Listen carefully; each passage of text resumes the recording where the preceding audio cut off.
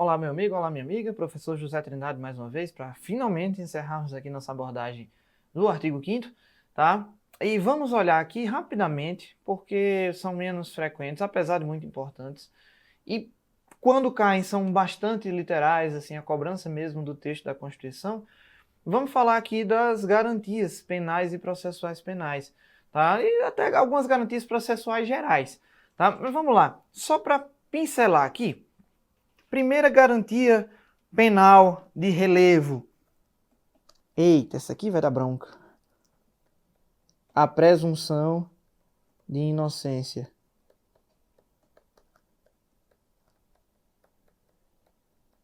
Presunção de inocência, que o próprio STF está confuso. O próprio STF está meio bagunçado nisso daí, com todo respeito. Mas o que é que a Constituição diz? Ninguém será considerado culpado até o trânsito em julgado da sentença penal condenatória. Tá? Se aparecer na sua prova assim, tá certo, pode marcar certo, é letra do texto da Constituição.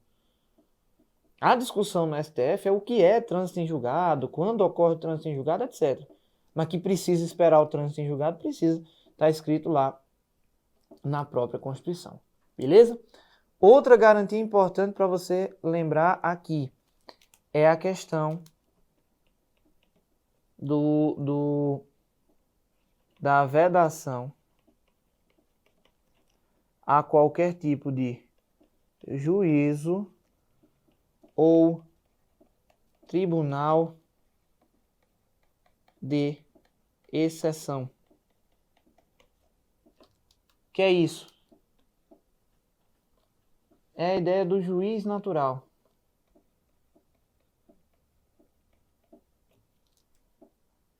Eu não posso ter um tribunal feito para julgar determinado crime. Tá? Eu não posso ter um juiz empossado para julgar um determinado crime. Todo crime, enfim, todas as causas, tudo tem que passar pelo judiciário, tem que ser distribuído de acordo com regras pré-estabelecidas de competência. Tá? Regras pré-estabelecidas já existentes na época do cometimento do fato. Tá? Então, enfim, tem que ter regras prévias de competência, como você estuda em processo penal e processo civil. Aquela matéria, inclusive, difícil, tá? Dos dois processos, né? Que é o estudo da competência. Como determinar a competência, já está tudo lá, no CPP e no CPC. Exatamente para evitar esse juiz ou tribunal de exceção.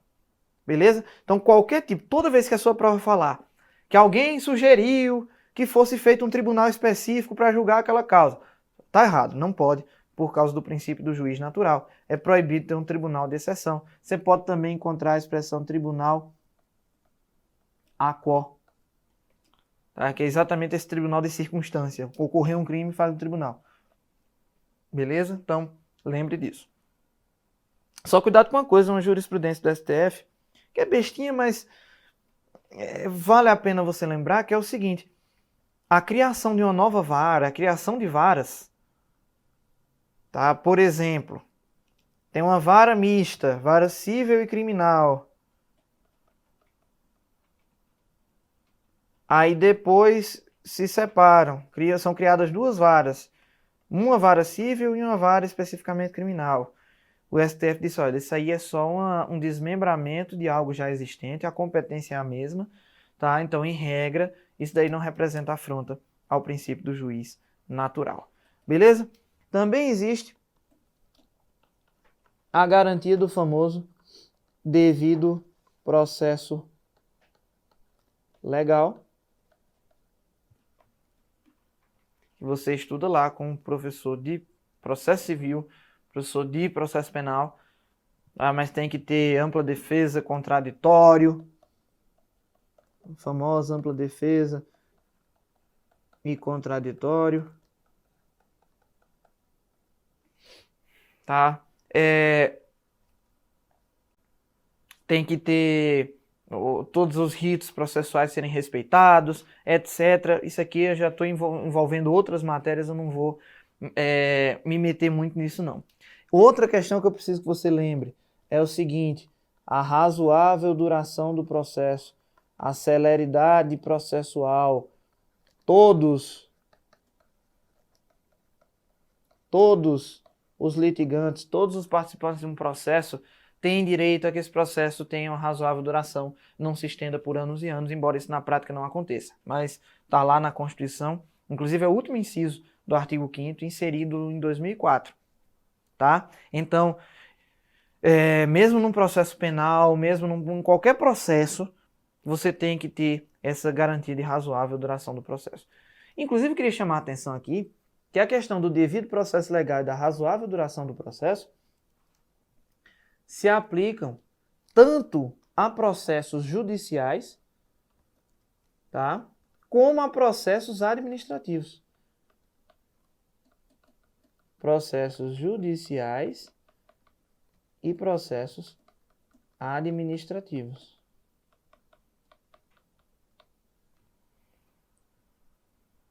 Então tem que ter devido processo legal, ampla defesa contraditória e razoável duração do processo. Não interessa se é um processo civil, um processo judicial civil, se é um processo judicial criminal ou se é um processo administrativo, um processo administrativo disciplinar, um processo administrativo tributário, fiscal, tá? Não interessa, tem que ter essas garantias todas. Só cuidado com uma coisa: no processo administrativo, enquanto no processo judicial, presta atenção nisso que eu vou dizer. Vou até voltar a imagem para mim, você se concentrar na minha feiura aqui para você gravar. Processo judicial é obrigado a ter advogado, em regra. Tem as situações lá do juiz postulante, no direito do trabalho, no juizado especial, que a pessoa pode entrar sozinha sem advogado. Tem alguns remédios constitucionais que a gente vai estudar aqui, que também não precisam de advogado, como habeas corpus. Mas a regra, processo judicial exige advogado. Processo administrativo não exige advogado.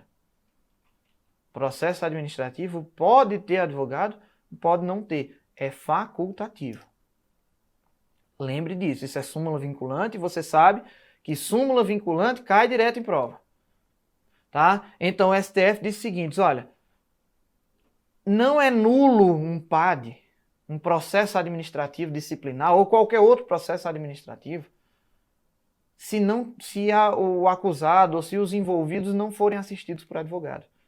Ah, mas tem ampla defesa contraditória. Sim, mas não precisa de advogado. Tem que garantir ampla defesa contraditória, acesso às provas e tudo mais. Mas não é nulo, não é exigido, não é obrigatório ter advogado. Beleza? Vamos anotar isso daqui? Já na tela. Então, no processo administrativo, apesar de ter que se garantir do mesmo jeito ampla defesa e contraditório, tá? É facultativa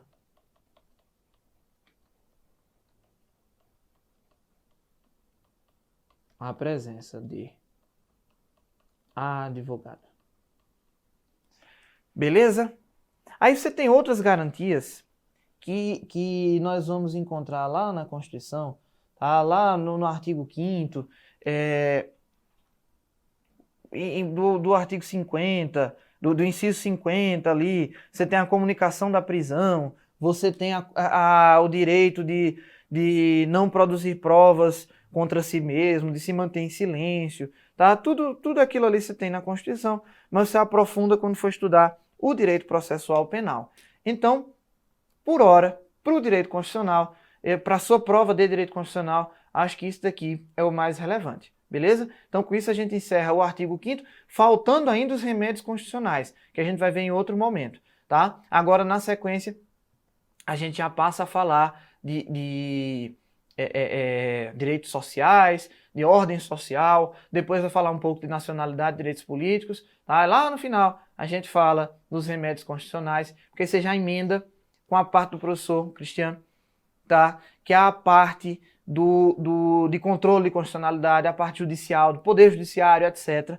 Tá? Já para você pegar o embalo. A gente organizou tudo da melhor forma para você seguir os assuntos de uma maneira mais fluida e compreender, em vez de tentar ficar decorando esse mundo de informação que não dá para decorar. Beleza? Então um grande abraço e até a próxima.